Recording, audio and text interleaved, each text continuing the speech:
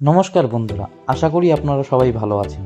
আজকে আপনাদের সঙ্গে শেয়ার করতে চলেছি একটি নতুন ভিডিও। এই ভিডিওতে আপনাদের আমি সন্ধান দিতে চলেছি কালিম্পং জেলার একটি ছোট্ট গ্রাম গুরদুংধারা সানরাইজ ভিউ পয়েন্ট।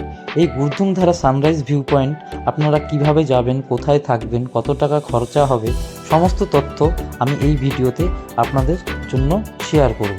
ভিডিওটা পুরো দেখুন, তাহলে পরে জানতে পারবেন সমস্ত তথ্য।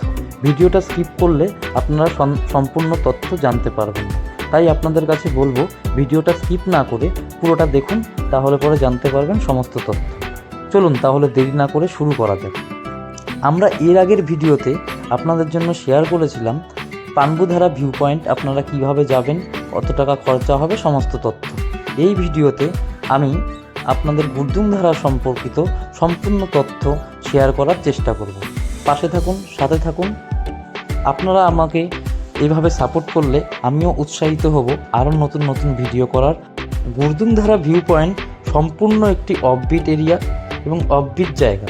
এইখান থেকে আপনারা খুব সহজে পৌঁছে যেতে পারবেন লামাডারা, এখান থেকে চারখোল। এখান থেকে আপনারা চাইলে পরে কালিম্পংয়ের বিভিন্ন স্পটেও আপনারা যেতে পারেন।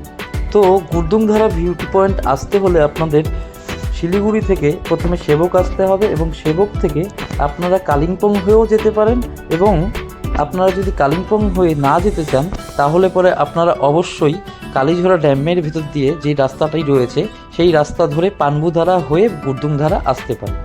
তো আমি সাজেস্ট করব আপনারা কালীঝোড়া ড্যাম হয়ে আসুন, তাহলে পরে শিলিগুড়ি থেকে অনেক কম সময়ে আপনারা পৌঁছে যাবেন এই গুরদুংধারা ভিউ পয়েন্ট।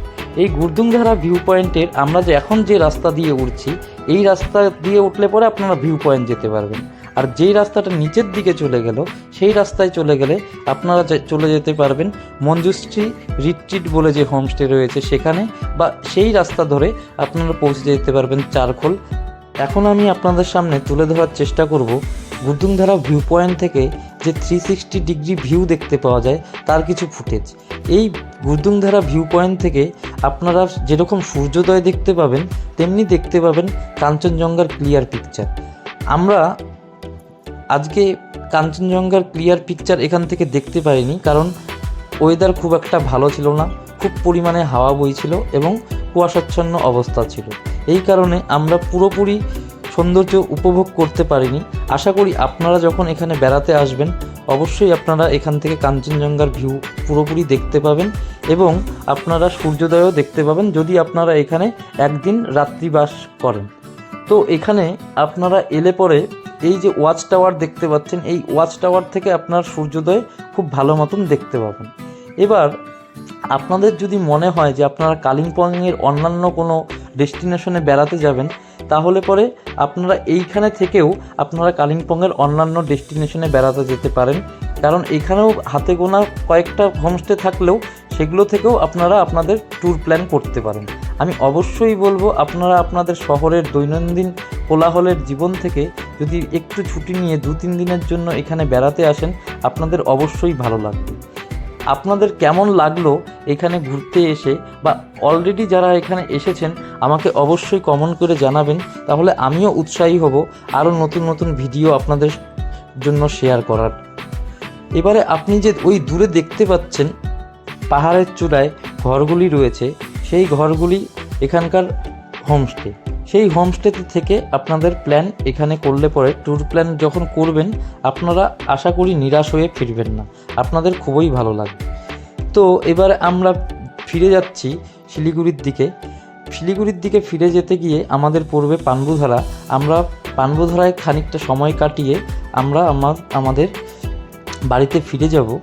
এবারে আপনাদের কাছে বলবো যে আপনারা একবার হলে এখানে আসুন এবং এসে বেরিয়ে যান, অবশ্যই আপনাদের খুব ভালো লাগবে। এইখানে যে প্রাকৃতিক সৌন্দর্য আপনারা উপভোগ করতে পারবেন তা হয়তো অন্যান্য জায়গায় গেলে পরে সেই প্রাকৃতিক সৌন্দর্য উপভোগ করতে পারবেন না, কারণ এখানে এখনও পর্যন্ত সেরকমভাবে পর্যটকদের ভিড় জমে ওঠেনি। এখনও অনেক পর্যটকই জানে না যে এত সুন্দর জায়গা রয়েছে কালিম্পংয়ের মধ্যে এবং শিলিগুড়ি থেকে খুব কাছে, 40 থেকে 45 কিলোমিটার ম্যাক্সিমাম হবে শিলিগুড়ি থেকে এই গুরদুংধারা বা পানবুধারা ভিউ পয়েন্টের ডিস্টেন্স। আপনারা একবার আসলে পরে দেখতে পাবেন যে আপনারা শিলিগুড়ি থেকে খুব কম সময়ের মধ্যে পৌঁছে যাবেন এই ডেস্টিনেশনে। এবার আপনাদের আমি দেখাবো যে গুরদুংধারা ভিউ পয়েন্ট থেকে আমরা যখন ফিরলাম তখন পড়ছে পানবুধারা। এই পানবুধারাতে আপনাদের 20 টাকা করে টিকিট সংগ্রহ করে আপনাদের ভেতরে প্রবেশ করতে হবে এবং আপনারা ভেতরে ঢুকে আপনারা ভিউ পয়েন্টের প্রাকৃতিক সৌন্দর্য উপভোগ করতে পারবেন। তার জন্য পার হেড আপনাদের 20 টাকা করে দিতে হবে।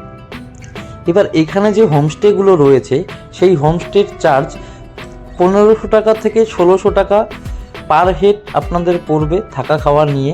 4 বেলা খাওয়া দাওয়া থাকা সমস্ত কিছু এনারা দেবে, তার জন্য পার হেড আপনাদের 1500 থেকে 1600 টাকা পড়বে।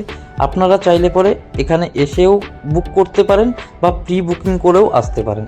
এটা টোটালি ডিপেন্ড করবে আপনারা কীভাবে এখানে আসবেন তার ওপর ডিপেন্ড করবে।